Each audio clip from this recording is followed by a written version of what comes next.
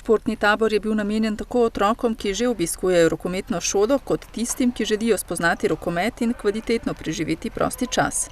Zato so trenerji in mentorji pripravili zanimiv program, ki je poleg spoznavanja tega športa vseboval še nekatere spremljevalne vsebine. Začnemo, prvo si zobe umijemo, pa gremo jesti, pol pa gremo trenirati rokomet. Imamo treninge, pa šli smo v Paradizo, pa imamo na vsak dan 2 treninga. Kaj ti je najbolj všeč? Ko igramo.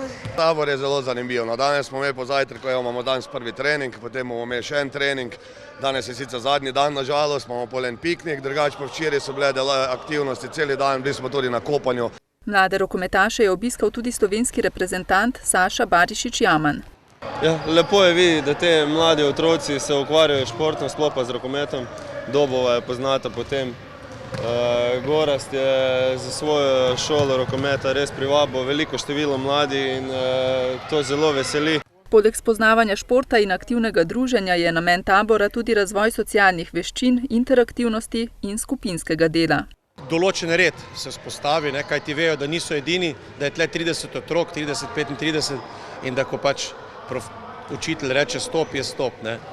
Tako da mislim, da je to en dober namen, kajti vemo, da otroci so nekako zdaj mogoče v tem trenutku doma imajo večji komfort, ko ga imajo tle. Tukaj pa se pač naučijo, da niso edini, tako kot sem rekel, in da morajo v sodelovanju je moč in tu jih probamo tudi tega naučiti. Velika večina udeležencev tabora sicer obiskuje rokometno šolo Gorazda Škofa, ki deluje na osnovnih šolah po vsej brežiški občini. Obisk iz leta v leto raste, trenutno je vpisanih 140 otrok.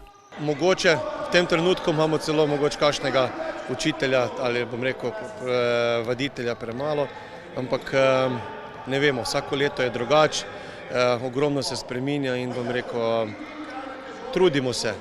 Ja, moram reči, da smo zelo zgodaj začeli z res zanimivimi otroci, ki so še v vrtcu, kar je, moram reči, dosti zgodaj, ampak že hočemo jih čim prej vpeljati v nek ta sistem dela. Moram reči, da smo zelo zadovoljni, da je odziv ogromen. V Dobovi, ki ima izjemno tradicijo uveljavljanja mladih rokometašev, se tako za podmladek in za razvoj tega športa v bodoče ni bati.